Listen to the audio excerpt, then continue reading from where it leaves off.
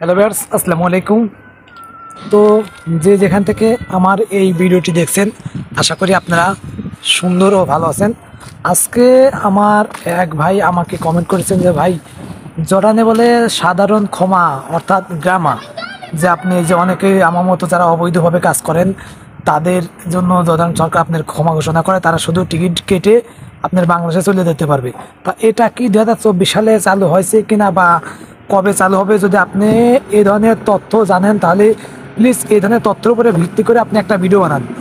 তো ভাই, সত্যি কথা বলতে কি যে জর্ডানে কিন্তু প্রতি বছরই দেয় যে সাধারণ ক্ষমা, এবং যারা অবৈধভাবে থাকে তারা এই দেশের সরকার অনেক ভালো এবং প্রশাসন অনেক ভালো, অনেক সুযোগ সুবিধা দেয় যে আপনারা বাংলাদেশে চলে যেতে পারবেন বা আদার্স কোনো দেশে থেকে যারা অবৈধভাবে থাকেন তারাও চলে যেতে পারবেন। কিন্তু বর্তমানে আপনারা জানেন যে 2 বছর ধরে জর্ডানে কোনো গ্রামা ছাড়ে নাই। আর যেগুলো গ্রামা ছাড়ছে আপনার হলো বিদ্যুৎ বিল, পানি বিল, গ্যাস বিল, অর্থাৎ কারোর যদি বিদ্যুৎ বিল বা পানি বিল এবং গ্যাস বিল বাকি থাকে তাহলে পরে সেই বাকিটা এই দেশের সরকার আপনার মাফ করে দেয়। আমাদের দেশে আমরা বিদ্যুৎ বিল, পানি বিল যদি আপনার বাকি থাকে তাহলে কি করে, আমাদের দেশের সরকারগুলো আপনার কারেন্টটাকে কেটে দেয়, লাইন কেটে দেয় এবং আপনার সব কিছু বিচ্ছিন্ন করে দেয়। কিন্তু এই দেশের সরকার সেগুলো করে না। এই দেশের সরকার সেগুলো আপনার সাধারণ ক্ষমা হিসেবে মাফ করে দেয়।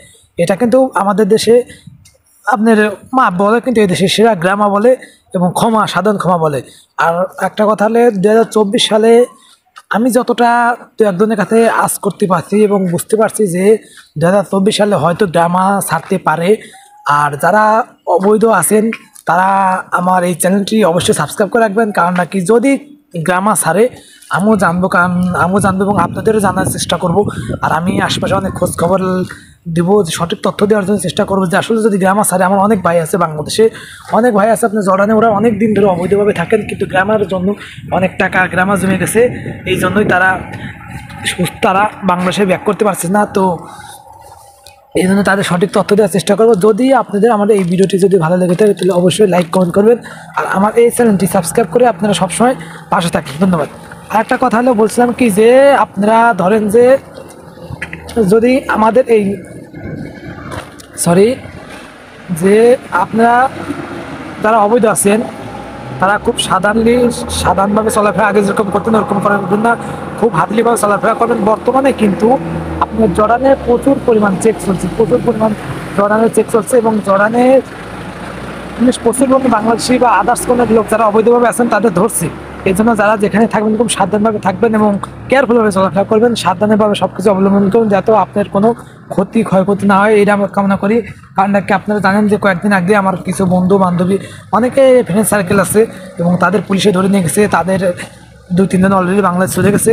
অনেক জেলে কিন্তু অনেক পরিশ্রম, অনেক কষ্ট, আর না খাওয়া থা লাগে, অনেক কষ্ট বোঝা, অনেক কিছু বিষয় আছে। তা যাই হোক, আমি যে ভিডিওটি করবার চাইছিলাম সেই ভিডিওটি আশা করি আপনার যে তথ্যটি জানতে চাইছিলেন সেটা সঠিক তথ্য দিতে পারছি। তো এই ভিডিওটি যদি ভালো লেগে থাকে অবশ্যই লাইক কমেন্ট করবেন আর আমার ছোট্ট চ্যানেলটি সাবস্ক্রাইব করে পাশে থাকবেন। ধন্যবাদ।